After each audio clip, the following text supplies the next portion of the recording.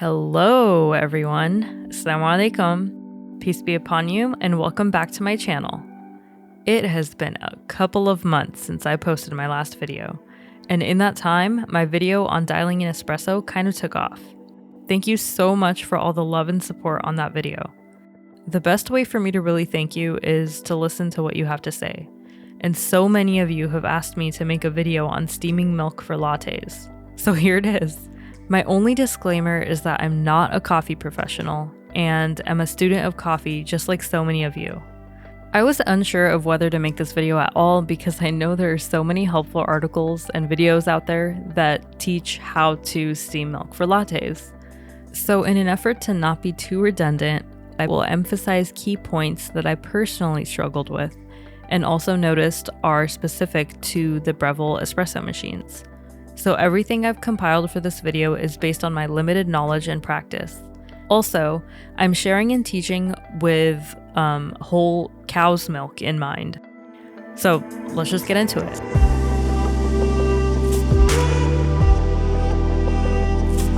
Let me start with a rundown of why we steam milk for lattes and cappuccinos.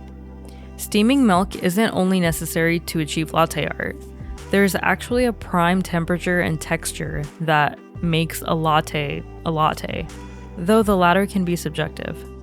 When milk is heated to a specific temperature range, 135 to 150 degrees Fahrenheit, it achieves a peak in sweetness. If you've ever ordered or had steamed milk on its own, you might have noticed it tastes sweeter than like a cold glass of milk. As far as I understand, the naturally occurring molecules of sugar in milk, which is called lactose, start breaking down within that temperature range. Steam or heat milk for too long, and you'll get milk that the coffee community calls burnt. This ideal temperature range is also why baristas might cry on the inside when people like my mom request extra hot lattes. While milk that's microwaved to a temperature between 135 and 150 degrees Fahrenheit might attain the sweetness you're going for, you can't pour latte art with just heated milk. It must have some air introduced into it to volumize it. In other words, it must be aerated. I'm not talking about those frother tools that just create these big foamy bubbles. Just a slight addition of air into the milk that is simultaneously being churned. So we add air bubbles to the milk, and since there's this vortex churning the milk, the air bubbles are colliding and being thrashed around, getting smaller and smaller until they're microscopic air bubbles mixed evenly throughout the milk. Hence the term microfoam. I'm sure we've all heard a lot about how steamed milk should look. It should look smooth with no visible bubbles, yes. It should be kind of shiny and glossy looking, yes. And when you swirl the pitcher around, it should coat the sides smoothly with minimal tiny bubbles. We might not get that every time, but there should be a goal in mind to actively work toward. Okay, so there's an ideal temperature and an ideal texture, and we get there in basically 3 steps. Add heat, add air, and churn or mix. Personally, I know of 2 ways to achieve this. The first way is to heat milk on the stove or in a microwave, and then use a French press or a tool called the nanofoamer to aerate the milk and do the mixing or churning. The second way is to use a milk steaming wand to do all 3 steps with one tool. In this video, I'll be using the steaming method using my Breville Barista Pro. Nearly all of the tips will apply with any steam wand, but I will share some specific tips for working with the Breville line of espresso machines, which do come with some limitations. How much milk? First things first, use cold refrigerated milk. But how much milk should you put? I personally recommend keeping the milk level below the dip of the spout here. Steam is hot water vapor, right?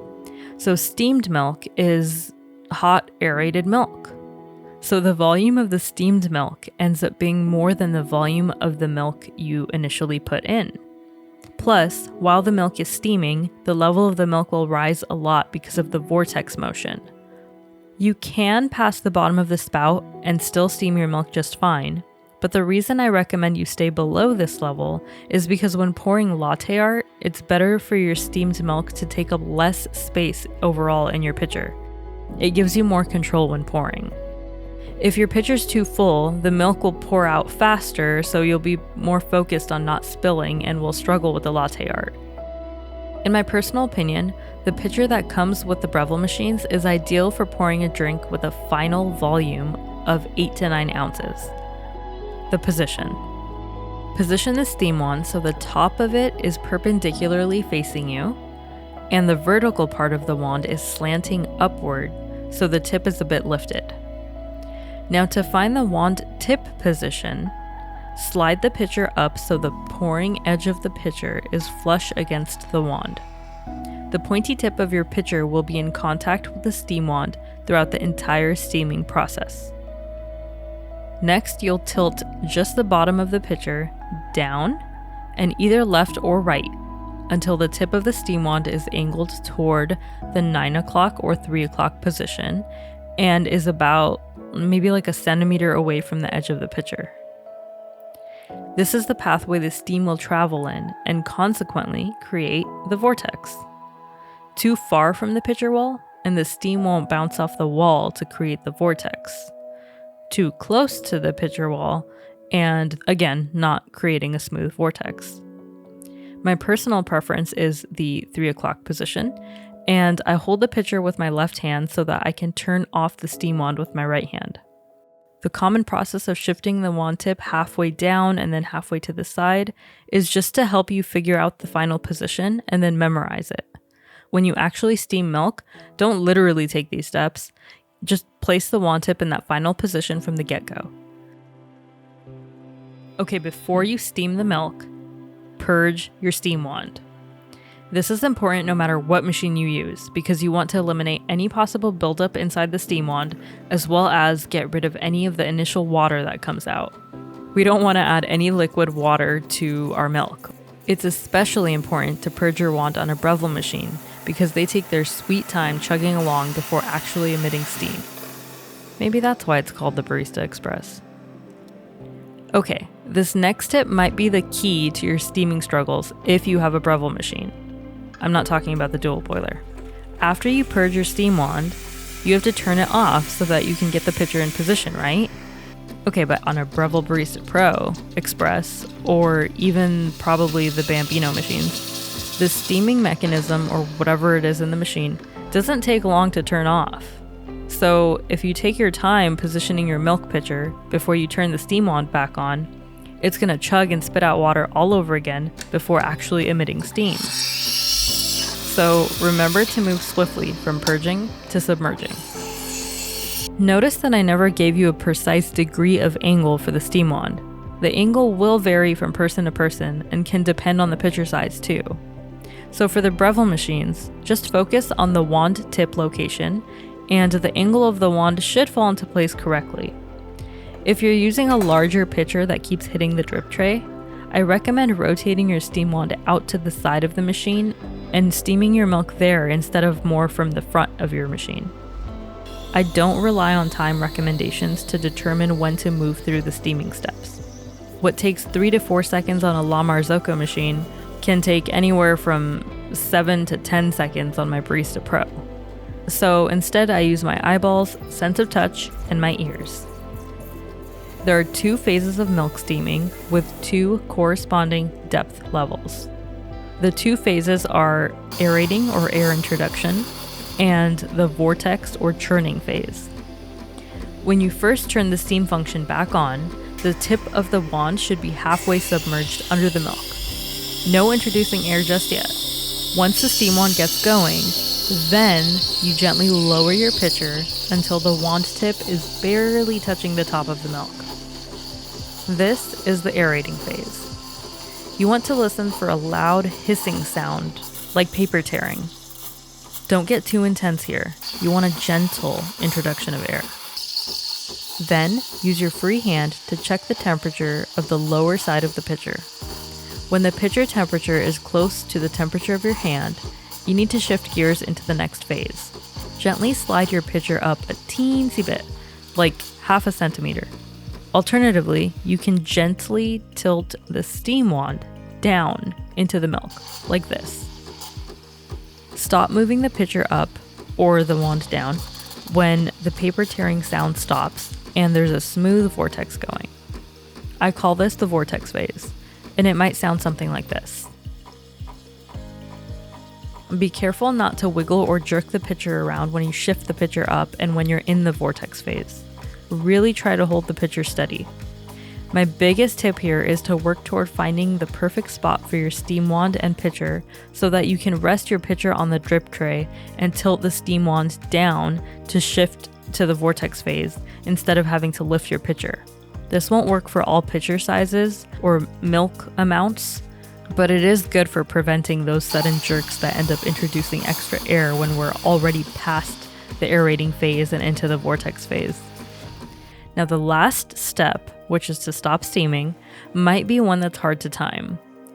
I don't use a thermometer because I feel like it'll be too clunky, but remember, the ideal temperature of steamed milk is between 135 and 150 degrees Fahrenheit. So if you do have a thermometer, you can check the temperature while you're steaming the milk. When the pitcher's too hot to rest my fingers on it for longer than 2 seconds, I turn off the steam wand.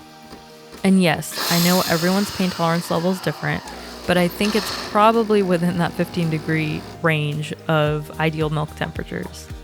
So far, this gauge has worked for me on machines other than mine as well, so I'm sticking to it.